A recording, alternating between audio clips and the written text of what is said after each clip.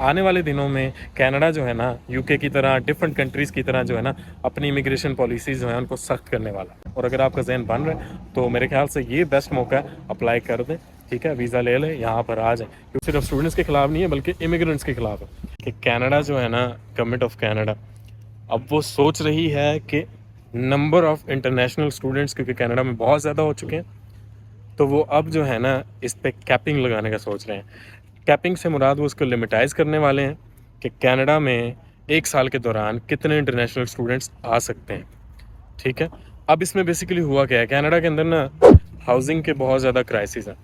अब housing crisis में क्या है, वो आम बंदों के लिए भी है, यहाँ के रहने वालों के लिए, खा वो यहाँ के सिटीज़न है, पीआर है, वर्क परमिट है उसके पास, ठीक है, या कोई दूसरे अशखास हैं, उनके लिए भी है। और स्टूडेंट्स के लिए भी ट्रबल बहुत ज़्यादा हो रही है। यहाँ पे घर नहीं मिल रहे, स्टूडेंट्स आ रहे हैं, उनको प्रॉब्लम हो रही है यहाँ पे ना अकोमोडेशन में, फिर इंस्टीट्यूशंस के पास नहीं है अकोमोडेशन। गवर्नमेंट इस सब को देख रही है और अब उनको एहसास हो रहा है यार ये तो हम गलत करते जा रहे हैं, हमारी तो इतनी कैपेसिटी नहीं है, लेकिन हमने बंदे बहुत ज़्यादा बुला लिए हैं। तो अभी इस बात को फाइनलाइज़ नहीं किया गया, लेकिन कैबिनेट के अंदर जो है ना ये उड़ती उड़ती खबर आई है कि दे मे कंसिडर, वो इसको कंसिडर कर सकते हैं। अब इसमें हुआ गया, शॉन फ्रेजर थे, ठीक है, इमिग्रेशन के मिनिस्टर थे पहले, उन्होंने बहुत सारे प्रोग्राम चलाए और वो लिबरल, ऑब्वियसली लिबरल पार्टी से हैं, लिबरल थॉट है उनकी, तो उन्होंने भी बहुत सारे स्टूडेंट्स को वेलकम किया, स्टूडेंट्स के बहुत ज़्यादा फ्रेंडली थे। अब फिर क्या हुआ, मार्क मिलर जो है ना वो बन गए मिनिस्टर ऑफ इमिग्रेशन और शॉन फ्रेजर को ट्रांसफ़र कर दिया गया मिनिस्ट्री ऑफ हाउसिंग, ठीक है। तो जब वो उसमें गए उन्होंने देखा हाउसिंग के तो बहुत ज़्यादा क्राइसिस है, यकीन मान लें यहाँ पर जो रेंट्स की हालात है ना, ऑनेस्टली, ठीक है, वो बहुत बुरे हो चुके हैं। घर लेना अब वो भी बहुत मुश्किल है और उसके बाद रेंट देना, ठीक है।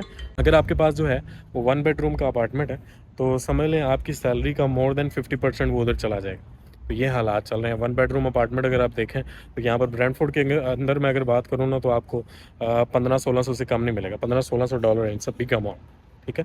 और उसमें फिर यूटिलिटीज़ ऐड करनी है किराए वगैरह के साथ और बाकी के खर्चे वो फिर जो 2000 के पास पहुँच जाता है। It's a lot, honestly speaking it's a lot. तो अब इन्हीं चीज़ों को देखते हुए ना गवर्नमेंट जो है वो इस चीज़ को कंसिडर कर रही है कि भाई हमें अब सोचना चाहिए।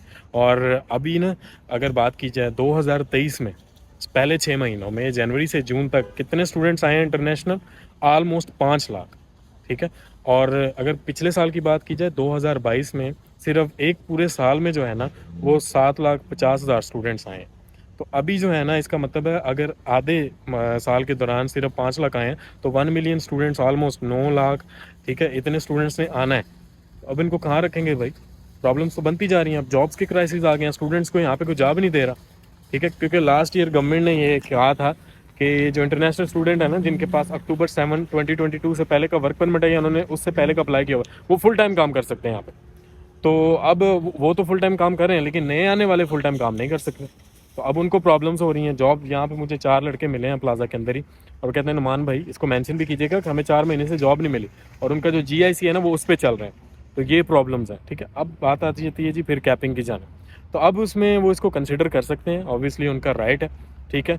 लेकिन उसको अभी बहुत सारे ऑप्शन पर वो गौर कर रहे हैं, लेकिन यही कयास किया जा रहा है कि ये ज़रूर होगा। अगर वो उसको ऑफिशियली ना भी करें ना, अनऑफिशियली कर देंगे। अनऑफिशियली मीन्स कि रिजेक्शन रेट बढ़ जाएगा।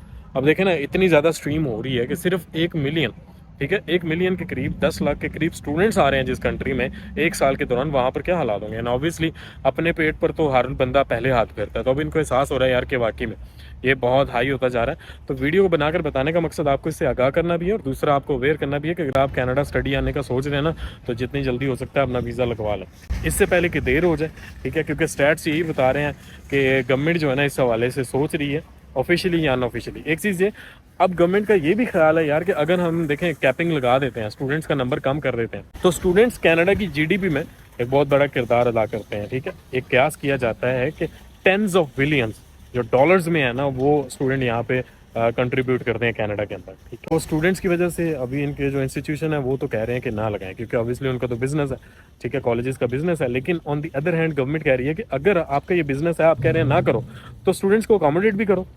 वो ये नहीं करना चाहते, वो कहते हैं ये आपकी जिम्मेदारी है। अब गवर्नमेंट कहती है फिर हमारी जो जिम्मेदारी है हम वो अपने तरीके से निभाएंगे।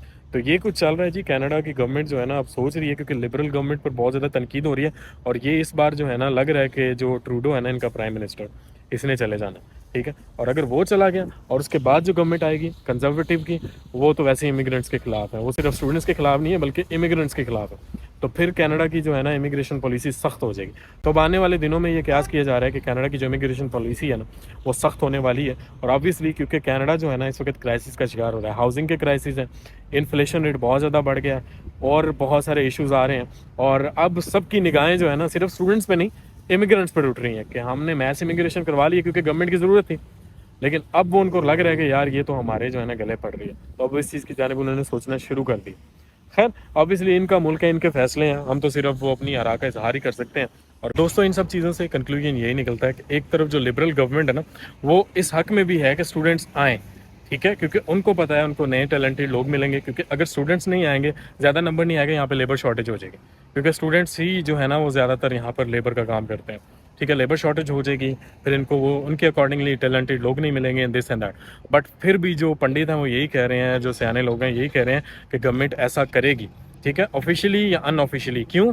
क्योंकि भाई इनकी कंट्री है, ठीक है, और अगर ये क्राइसिस का शिकार होगी इनकी आवाम इनको मारेगी जूते, ठीक है। तो अगर आपका जहन बन रहा है ना कनाडा आने का, तो मेरे ख्याल से जितना जल्दी हो सके आप अगर स्टडी परमिट पर आना चाह रहे हैं तो आपको अप्लाई कर देना चाहिए। आने वाले दिनों में कोई पता नहीं है कि स्टूडेंट्स के लिए कैपिंग सिस्टम लाएं, उसके बाद इमिग्रेशन के जो इनके प्रोग्राम्स हैं उस पर भी कैपिंग सिस्टम लाएं, क्योंकि इनकी आवाम इनसे बहुत ज़्यादा नाराज़ है। और अभी इसीलिए ये कयास किया जा रहा है कि लोग इसके अगेंस्ट और ट्रूडो इस तरह के इकदाम कर रहे हैं क्योंकि वो नेक्स्ट इलेक्शन वगैरह को विन करना चाहता है। ये तो इनकी आवाम ही डिसाइड करेगी कि इन्होंने मुल्क की फेट किसके हाथ में देनी है, लेकिन हमें अपनी तरफ से तैयार रहना चाहिए, ठीक है। और अगर आपका जहन बन रहा है तो मेरे ख्याल से ये बेस्ट मौका है, अप्लाई कर दें, ठीक है, वीज़ा ले लें, यहाँ पर आ जाए, क्योंकि आने वाले दिनों में कनाडा जो है ना यूके की तरह डिफरेंट कंट्रीज़ की तरह जो है ना अपनी इमिग्रेशन पॉलिसीज़ जो है उनको सख्त करने वाला है।